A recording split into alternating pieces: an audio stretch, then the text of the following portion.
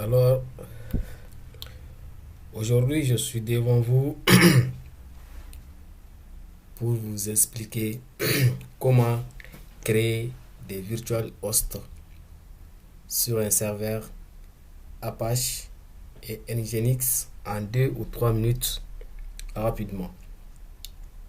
Comme vous le savez, en tant que développeur web, après avoir créé les sites web, il faut penser maintenant à le mettre en ligne.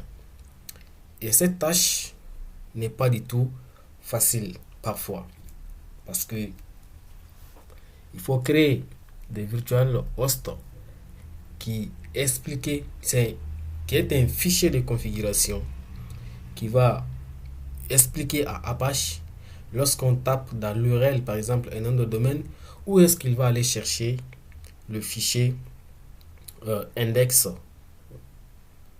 de notre site. Et parfois cette tâche s'avère très très compliquée et difficile. Ça prend énormément de temps. Alors, j'ai trouvé une astuce,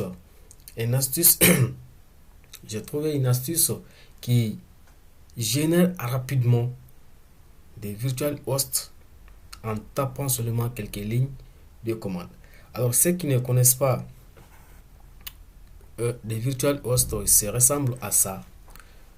C'est un fichier de configuration qu'on va mettre en place sur un serveur Apache ou Nginx. Donc, pour pouvoir expliquer à Apache, par exemple, dans ce fichier, on verra que le port utilisé, c'est le port 80. Et ce port 80, le document to route qui explique au serveur là où il doit aller chercher. Donc, ces fichiers de configuration, lorsqu'on tente de le taper en main, parfois c'est difficile et ça prend énormément de temps. Et imaginez que nous avons 10 sites à mettre en place. Il fallait taper, copier, coller par-ci, par-là. Donc parfois c'est tellement compliqué. Alors on va rapidement, avec cette astuce, on va rapidement mettre en ligne. On va rapidement générer un fichier de configuration qui est déjà prêt euh, pour, euh, pour être déployé. Alors, il faut juste taper quelques lignes de commande. Mais avant tout, d'abord, les prérequis d'abord, il faut pour cela avoir un nom de domaine. Il faut d'abord avoir un nom de domaine dans un premier temps. Et deuxièmement, il faut que les sites soient accessibles en ligne. Alors, dans cet exemple, on va juste uploader ou cloner un projet que j'ai déjà mis sur Git. Je choisis cette méthode de déploiement parce que je le trouve rapide. Donc, si vous avez d'autres moyens aussi de déployer votre site avec FileZilla ou autre, ou FTP, mais moi je vais utiliser Git pour mettre en place euh, mon site. Alors, on est parti. Dans un premier temps, je vais cloner un projet. Donc, le site que je vais déployer, j'ai déjà les codes sources sur GitHub. Alors, rapidement, voici le projet. C'est un petit site internet, juste de HTML. Donc, il n'y a pas de backend ou autre. C'est juste un petit fichier HTML avec CSS et quelques images. Alors, je vais prendre le lien. Je vais me connecter à mon serveur. Alors, je vais me connecter en SSH. Voilà. Je suis connecté à mon serveur. Donc, mon projet, je vais le mettre dans var 3w. OK. J'ai oublié CD. OK. Je suis déjà dans ce répertoire. Si je fais un ls, il y a déjà quelques sites que j'ai déjà mis en ligne. Donc, alors le projet, je vais le cloner. Git clone. Je vais copier les liens de mon projet Git. C'est un dépôt Git que je vais cloner. Alors le projet, il est cloné. Si je fais cd, il est là. Et voilà, je retrouve avec mes trois un dossier CSS et un dossier qui contient mes images avec mon index. Alors maintenant, lorsque on vient de terminer cette partie, la deuxième partie va concerner maintenant à mettre rapidement en place, si nous voulons par exemple créer des fichiers de configuration à la main, il va falloir qu'on se déplace ici dans ce qu'on appelle il faut qu'on se déplace ici, etc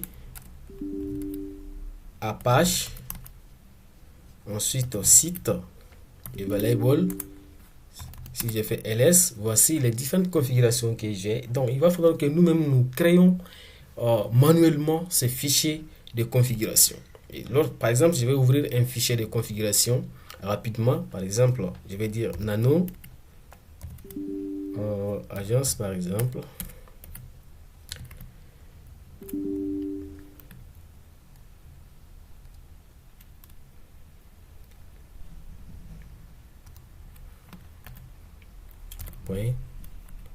.conf.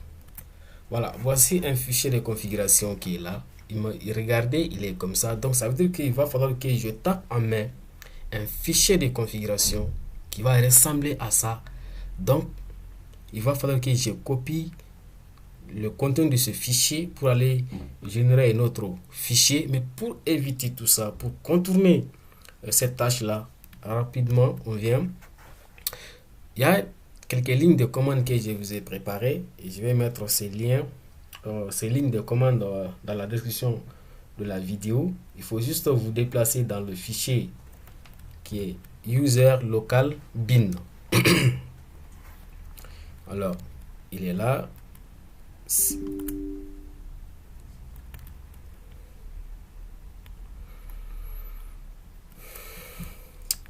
Alors ok, cd user local bin. Lorsque on est dans ce répertoire, alors on copie la deuxième ligne de commande qui va aller juste télécharger le binaire de le script de virtualhost.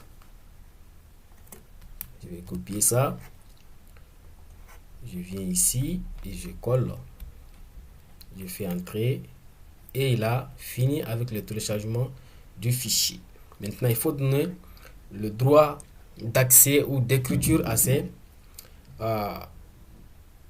ce fichier qu'on vient de télécharger tout de suite, parce qu'on vient de télécharger via internet sur le serveur.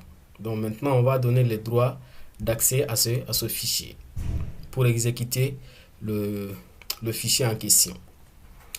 Alors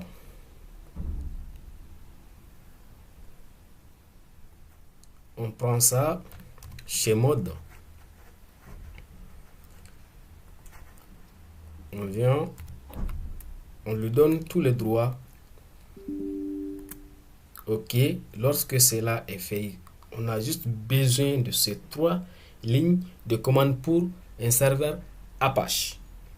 Maintenant, si vous utilisez un serveur Nginx, les deux commandes qui sont en bas, il va falloir taper ces deux lignes de commande. Pour moi, j'ai déjà un serveur Apache, donc je n'en ai pas besoin d'utiliser Nginx. Donc, si vous avez un serveur Nginx, donc c'est les deux lignes qui sont en bas, il va falloir le copier-coller dans un terminal comme je viens de le faire. Vous déplacez dans user local bin et vous tapez ces différentes lignes de commande. Alors maintenant, après avoir fini avec ça, il va falloir taper cette ligne de commande sudo virtual host create maintenant votre nom de domaine. C'est pourquoi j'ai dit il va falloir que vous ayez en amont un nom de domaine ou un sous-domaine. Moi, j'ai déjà un nom de domaine. Si je viens ici, mon nom de domaine, il est là.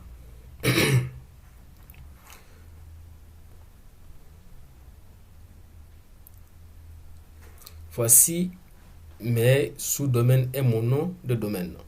Mon nom de domaine principal, c'est ismaildev.com, mais mon sous-domaine, c'est ça. Par exemple, le blog, j'ai déjà créé le sous-domaine sur mon site. Ça veut dire que ce lien-là, il va falloir euh, que ce sous-domaine existe ou votre domaine existe d'abord. Vous pouvez le faire en local, mais parce qu'après, on va mettre une couche de sécurité SSL. Pour cela, il va falloir un nom de domaine. Sinon, tout ce que je viens de faire, vous pouvez faire ça en local, ça va marcher. Mais moi, j'aurais besoin d'une couche de sécurité pour mettre en place. Par exemple, si je clique ici, si je viens sur mon site, je dis par exemple, voilà, vous voyez, il y a ce petit cadenas qui est là. Donc, pour mettre ça en place, il va falloir avoir un nom de domaine. Ok. Donc, c'était une parenthèse. Alors, ce nom de domaine, je dis bien, il faut avoir quelque part. Ou soit vous ne pouvez pas mettre en place une couche de sécurité qu'on appelle SSL. Alors, ensuite, on prend juste cette ligne de commande. On va copier. On va dans un terminal. Ok. Moi, je vais effacer un peu le terminal. Je vais copier la ligne de commande. Comme vous le voyez, sudo virtual host create blog.ismaildev.com. Ça, c'est mon nom de domaine. Et j'ai dit que il va aller se greffer sur var www.ssl. Si vous vous souvenez, je viens de cloner mon projet. C'est là-bas où se trouve le projet en question. Donc, je vais créer un virtual host qui va pointer vers ce dossier. Alors, je vais taper et qu'est-ce qu'il a dit? New virtual host created. Donc, host add to etc. Il vient de créer automatiquement ces liens, ces noms de domaine, par exemple http blog.ismaildev.com. Et il a automatiquement créé le virtual host et en même temps, il a généré pour nous les fichiers de configuration. Il a même regardé reloading Apache 2 configuration. Il a même relancé notre serveur. Si nous l'avons fait en main, qu'est-ce que nous allons faire? Après avoir créé, on va aller dire par exemple ADN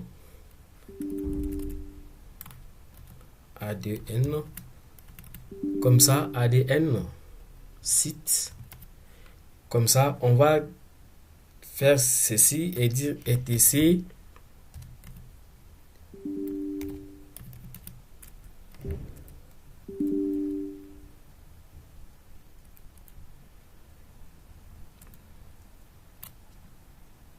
On va dire comme ça et on va chercher par exemple agence, voilà, .conf. On va relancer on va rendre notre site disponible. A comme Apache 2, A2 c'est Apache 2, enable, N comme enable site. Il va rendre disponible notre site. Il y a tout un tas de configurations que nous allons mettre en place. Mais avec cette ligne de commande, automatiquement, il nous a créé un host pour vérifier. Alors, etc, je vais me déplacer dans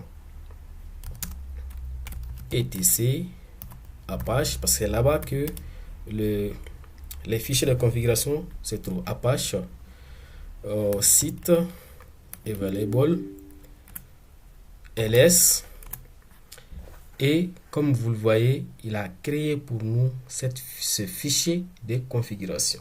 Alors, allons voir à l'intérieur qu'est-ce qui s'y trouve là-dedans. Nano bloc, et vous voyez, c'est lui-même qui vient de générer ce fichier rapidement sur le port 80, et il a mis tout ce que nous avons besoin pour que notre site fonctionne. Si nous l'avons fait, c'est nous-mêmes qui aurons fait tout ça en main. Il a dit quoi? Serveur name blog.ismaildev.com, et alias c'est blog.ismaildev.com, et document root, là où se trouve exactement notre projet, parce que notre projet c'est ici, il est dans var 3w, et le fichier s'appelle, le dossier s'appelle SSL Secu, et il a donné toutes les différentes directives pour que notre fichier puisse marcher, et même les logs et tout ça, ainsi de suite. Alors, après avoir mis ça en place, on va voir comment, si ça va marcher ou pas.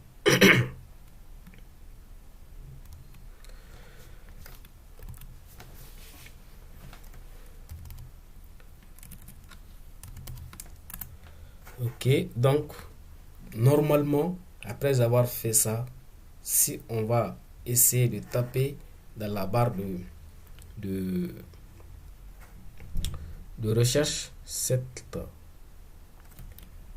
adresse, on va tenter voir si ça va fonctionner.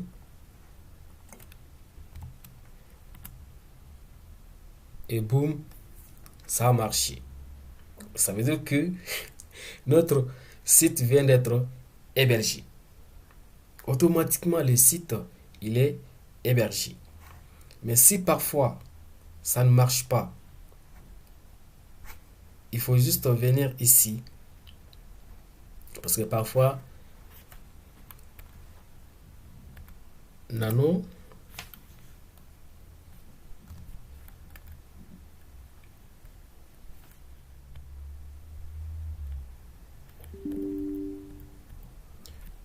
etc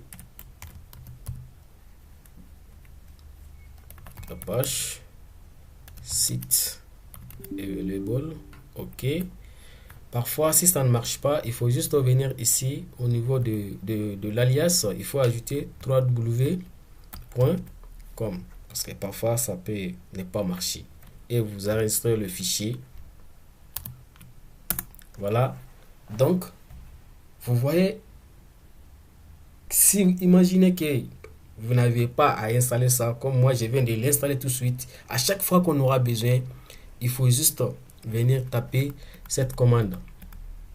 Donc c'est tout ce que vous avez besoin désormais. Sudo virtual host create, et vous donnez votre nom de domaine qui sera pointé vers votre fichier votre dossier de choix. Donc, mais il va falloir que ce dossier d'abord existe, sinon ça ne va pas marcher. Si j'aurais voulu, au lieu de ça ici, par exemple, j'ai un autre, comment dire, est-ce que c'est pas cover. Voilà, imaginez si le nom de dossier existe, automatiquement il va le trouver. C'est tout ce que vous avez besoin de faire désormais. Lorsque vous arrivez sur votre serveur, vous n'avez pas besoin de configurer manuellement votre site, ça va marcher. Ça c'était la partie la création de hôtes rapidement en 2 ou 3 minutes. On vient d'héberger notre site automatiquement. Alors si nous regardons ici ici par exemple, vous voyez que le site n'est pas sécurisé. Ce site n'est pas du tout sécurisé. Par contre, si je essaie un autre domaine, ici c'est sécurisé ici. Et si je crois que je note, par exemple, si je vais aller voir mon portfolio, je crois que c'est portfolio. Voilà, ça c'est mon portfolio. Vous voyez que le cadenas est là, notre site est bien sécurisé.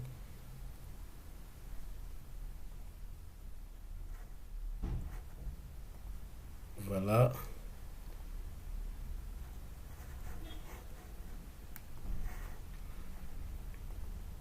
On a le petit cadenas qui montre que notre site est bien sécurisé. Voilà, donc euh, ces sites possèdent un certificat valide émis par une autorité de certification. Et le certificat est là. Vous voyez, mon certificat, il est là. Il est la date d'émission, c'est le 28 avril 2023 à 23h04 et il va finir le 27 juillet 2023. Donc, vous voyez. Mais par contre, si nous venons ici, vous voyez que notre site il n'est pas sécurisé. Alors, pour mettre rapidement un système de sécurité SSL rapidement, gratuitement, ce que moi j'ai fait, il faut venir ici à un site qu'on appelle Certibot. Certibot, c'est une autorité de certification qui offre des certificats SSL gratuits. Lorsque vous venez ici, il faut vous taper certibot.f.org. Vous venez ici, Software. Et votre serveur, est-ce que c'est Nginx ou c'est Apache? Pour moi, c'est Apache. Le système, je suis sur Ubuntu. Alors, Ubuntu 20, par exemple, automatiquement, vous descendez en bas. Il va vous montrer comment le mettre en place. Et vous descendez en bas. Il y a le support de installation.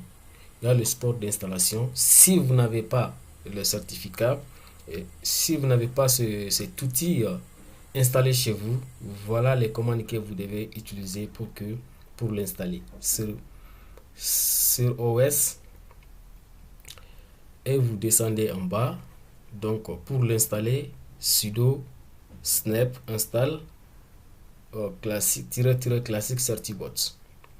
Donc préparation, ainsi de suite, vous faites ces différentes lignes de commande comme moi je l'ai déjà installé, donc du coup je n'en ai pas besoin, je ne vais pas écraser ce qui est déjà installé. Et si nous avons déjà si vous avez déjà cet outil installé sur votre système, il faut juste taper cette commande pour générer un certificat SSL. Si vous tapez cette commande, qu'est-ce qu'il va faire? Il va aller vérifier dans votre fichier de configuration les différents sites qui sont disponibles. Parce que le site qu'on vient d'installer tout de suite, il est disponible. Et si je tape cette commande, alors sudo certibot-apache, il va aller chercher les sites qui sont déjà hébergés et il va nous demander sur quel domaine on va générer le certificat SSL. Si on va faire pour tous nos domaines. Bon, on tape, on l'attend et regardez, il est allé chercher sur ce serveur tous les noms de domaines qui sont disponibles. Est-ce que on voulait faire tout? Si on clique dessus, ça veut dire qu'il va générer un certificat de SSL pour tous ces sites. Et moi, j'ai déjà un certificat pour les autres. Par exemple, Ismail Dev, j'en ai. Ça, j'en ai. Et ça aussi, j'en ai. Donc maintenant, quel nom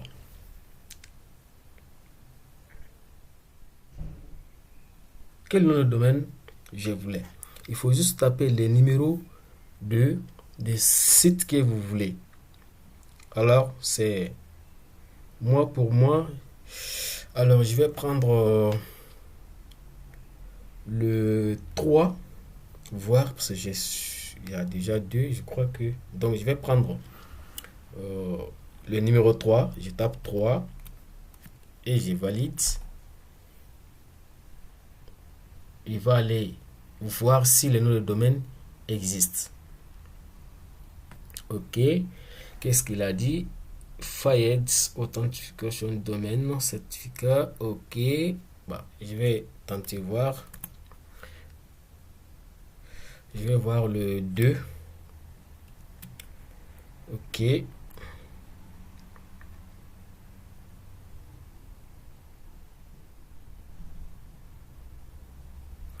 Et voilà. Donc, automatiquement, il a généré un certificat pour le pour ces trucs. Et là où il a mis les clés étrangères ou les clés privées, la clé privée, excusez-moi, la clé privée et la clé publique, voilà le chemin vers ces fichiers. Et si maintenant nous tentons d'actualiser la page, et vous voyez, automatiquement, on a juste à rafraîchir la page et du coup, on est sécurisé. Donc, si on regarde le certificat, on va voir que il est généré le 13 aujourd'hui, l'heure, et il va finir, il va s'expirer vendredi le 11 août 2023.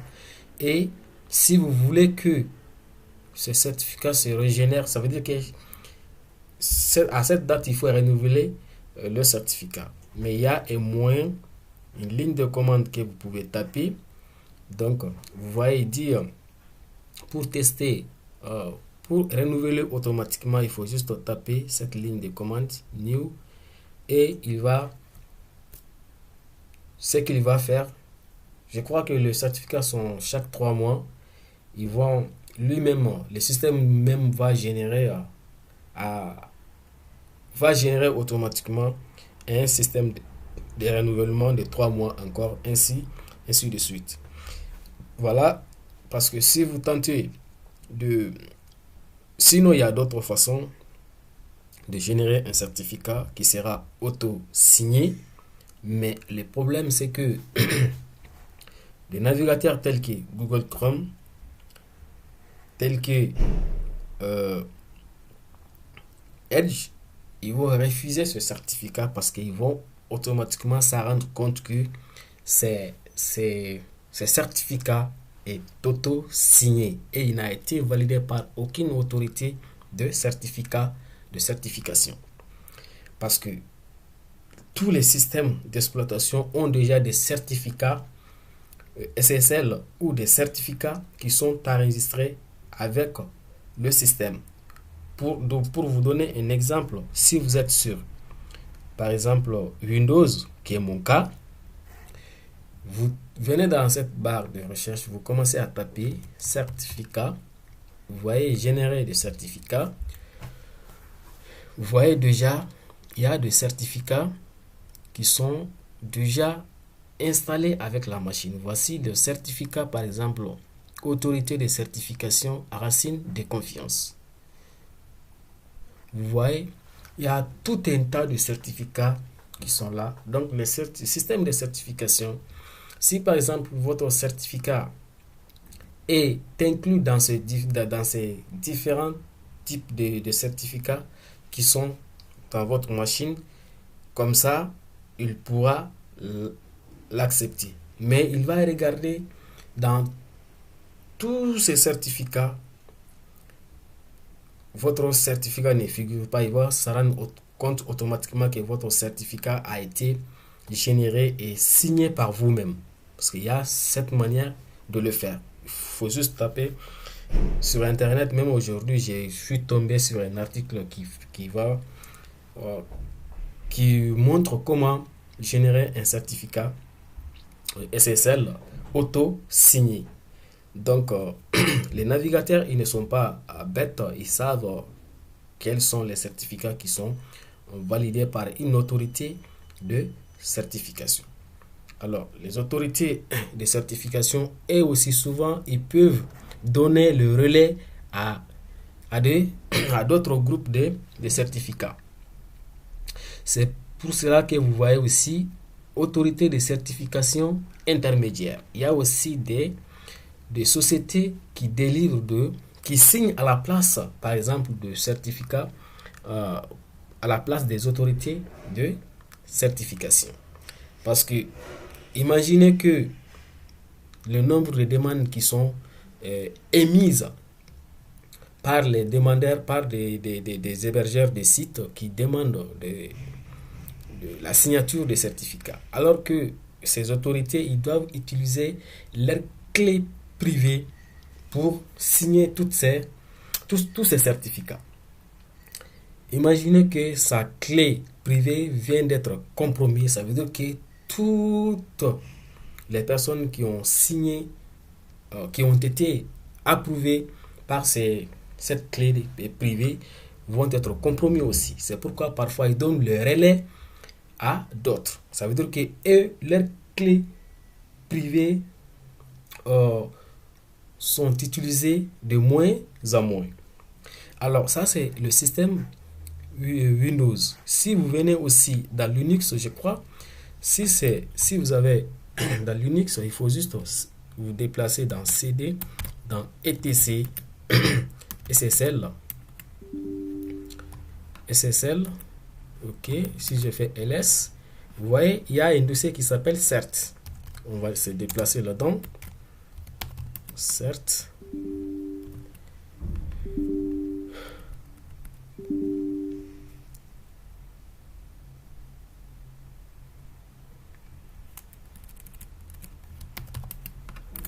Voilà, et si je fais un ls, vous voyez tous les certificats que nous avons trouvés sur Windows. Si vous venez ici, exactement, c'est les mêmes en fait. Il faut voir.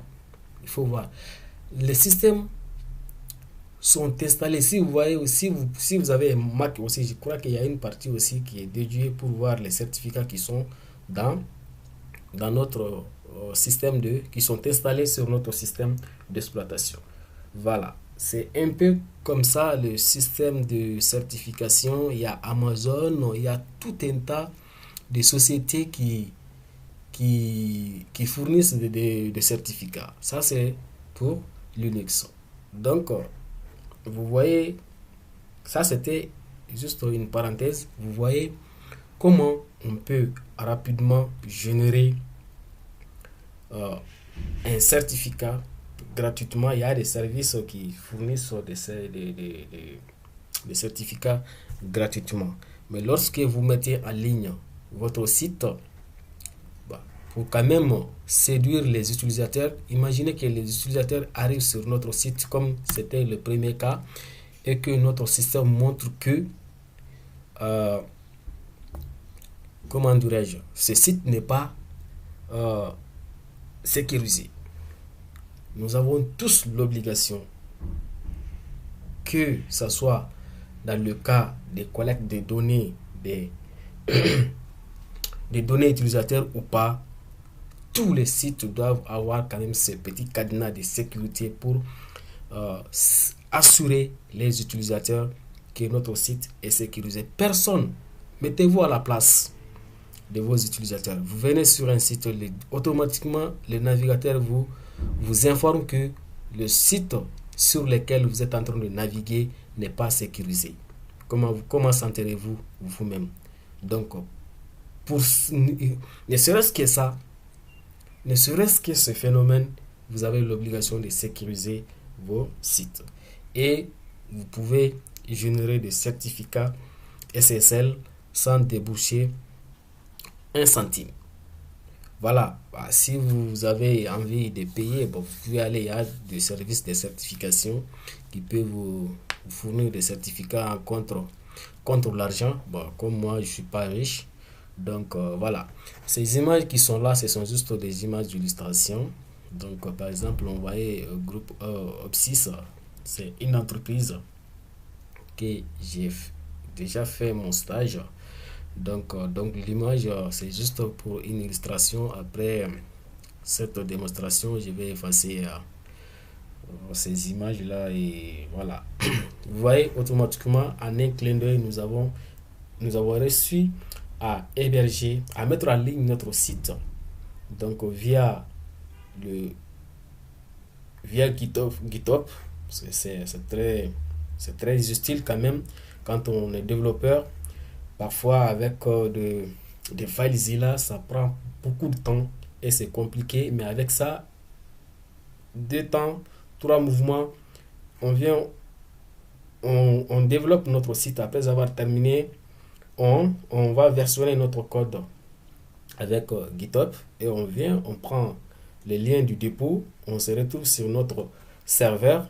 Donc, on se place rapidement là où généralement on les met ici dans var 3w. Vous pouvez mettre n'importe où, hein, mais suivons quand même les conventions et vous déplacez ici. Voilà, généralement c'est ici que nous mettons tous nos projets. Voilà, moi j'ai déjà quelques projets qui traînent ici. Voilà, le projet que nous venons tout de suite de le faire, c'est ça.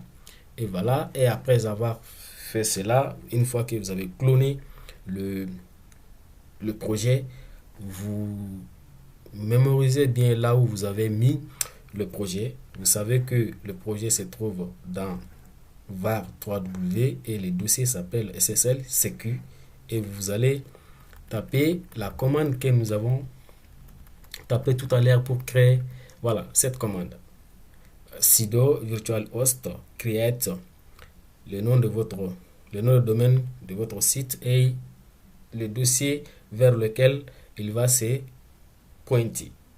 Voilà tout ce que vous avez besoin de le faire. Alors, avant de finir, pour montrer que imaginez que quand on quittait le dossier qui s'appelle quand on a consulté notre fichier de configuration la dernière fois, on va comparer le contenu du fichier de cet état et le contenu du fichier actuellement. etc apache site available.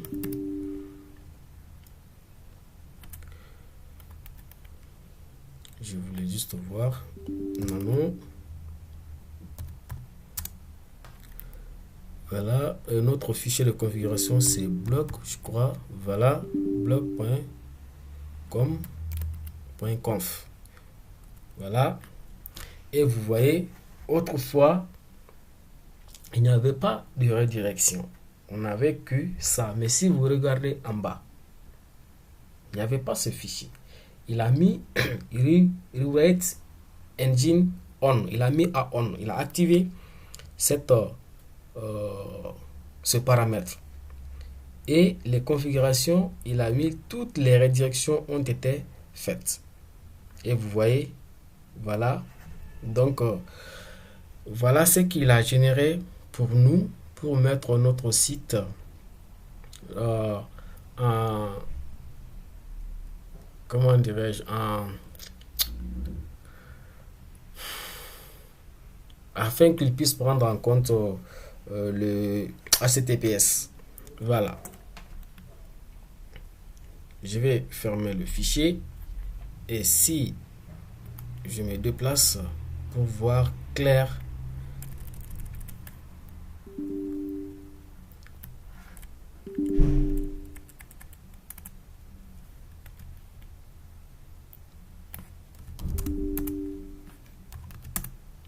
si je fais un ls,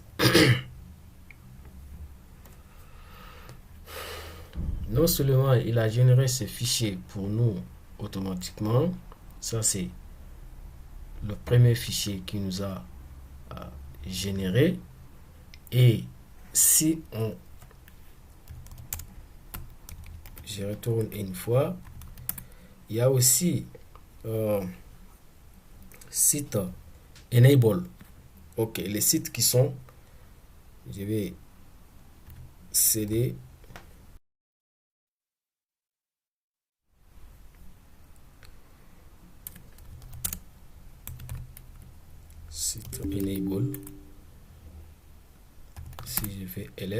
Et vous voyez, il a aussi créé ces fichiers pour nous, pour les SSL. Vous voyez, SSL, si on essaie de voir à l'intérieur ce qu'est ça. Nano, bloc, point, SSL.